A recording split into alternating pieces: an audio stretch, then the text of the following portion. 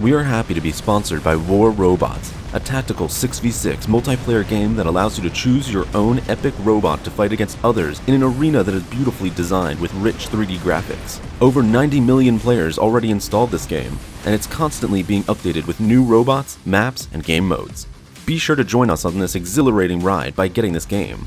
Install War Robots now with the link in the description below, and get a huge starter pack of 1 Griffin robot, 2 pin weapons, 2 Columbus weapons, 100 gold, and 400,000 silver.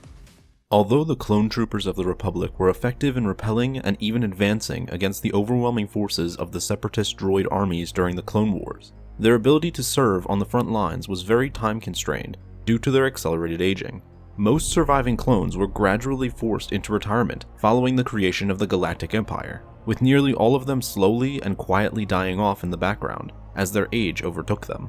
But who were the oldest and last surviving Jango Fett clones that we know of? First, in canon, we have 2 clones that we know for sure lived long enough past even the events of Return of the Jedi, which took place 23 years after the Clone Wars.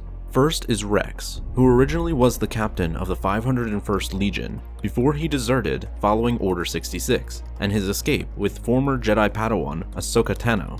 At some point he met up with Gregor and Wolf, and they together lived inside an old AT-TE walker on the planet Selos for about the next 15 years. Over these years, Rex's accelerated aging takes its toll by giving him bright white grandpa hair, and perhaps even baldness, but nonetheless, Rex was still capable enough to endure and fight on the front lines after he joined the Rebel Alliance's fight against the Empire. We know that he survived at least till the Battle of Endor, and was a commander during the ground attack, with most likely being the human soldier with a similar looking beard. The other clone is actually Kix, who served as a medic for the 501st Legion. Nearing the end of the war, Kix discovered the Sith plot to destroy the Jedi after privately investigating into Tup's actions after he randomly executed a Jedi mid-battle. Dooku caught wind of this, and ended up sending droids to capture Kix before he could tell anyone in the Republic about his discoveries. As he was captured, Kix was placed inside a stasis pod. The separatist transport that was carrying him was later attacked by Republic forces, and it was forced to make a random hyperspace jump, which caused it to crash on a remote planet. Still inside the stasis pod upon the crash, Kix would remain completely frozen for the next 50 or so years, until he would be released upon being uncovered by a pirate crew that was led by Sidon Athano. After regaining his full coherence, and being brought up to speed with galactic events of the past half-decade, Kix ended up joining the pirate crew. He is the only known Jango Fett clone to still be alive at that point.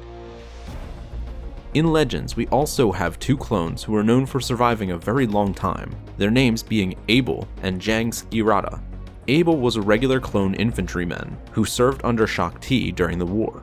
During one of his missions, he was shot down and eventually left stranded on an uninhabited planet after his comrades were killed around him in battle. With no way of contacting the outside galaxy, he was forced to survive on his own for the next 20 years. It wouldn't be until the Battle of Yavin that he would finally make contact with other people. A skirmish between the rebels and the Empire took place on his planet near his campsite. Believing the stormtroopers to be clones in new armor, he ran to them in his Phase 1 armor, but the Imperial officer leading the attack believed him to be a rebel trick, so he ordered his men to fire upon the clone. Abel escaped the blaster fire from the Imperials, but was left confused with why they would attack him. He eventually ran into Luke Skywalker and another rebel.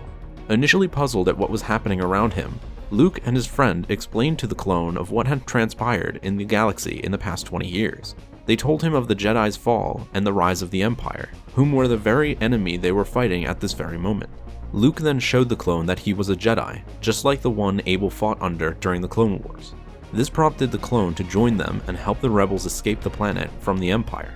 After successfully escaping, Abel decided to join the Rebel Alliance and to work within the Alliance Intelligence Corps. He later became a Spec Ops Marine for the rebels, and he continued to fight against the Empire for about a few months before meeting his end by a horde of Rakghoul when he accompanied Luke Skywalker to an unidentified moon and confronted the unstable ancient Jedi Celeste Morn. Jang Skirata, on the other hand, was one of the first Jango Fett clones created, but due to his high signs of independent thought, he and his brothers were almost terminated until a Mandalorian trainer by the name of Kal Skirata stepped in and saved them from death.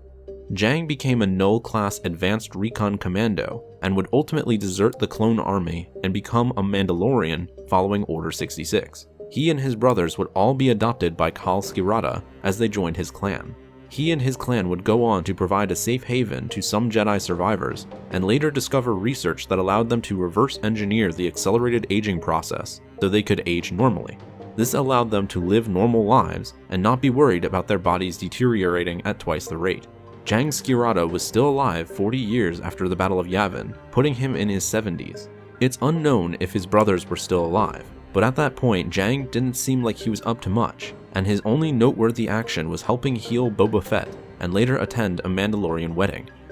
Speaking of which, we also have Boba Fett, who also was a clone of Jango, though he didn't undergo any of the special modifications as the rest of them. Although many believed he met his end after falling into the Sarlacc pit, he actually was able to escape due to his Mandalorian armor and was able to fully recover before getting back into the bounty hunting business. Boba has had no official death date in Legends, but was noted for still being an active bounty hunter as late as 44 years after Yavin, which would put him in his mid-70s. Before we end the video, we want to give a shout out to Robert Shane for letting us use his artwork for the video. Be sure to check out his DeviantArt page, as he creates a ton of stellar Star Wars artwork. Link to it is in the description below. Thanks for watching this video. Help support the channel by becoming a member on our Patreon page, and be sure to subscribe for more videos like this one. And as always, may the Force be with you.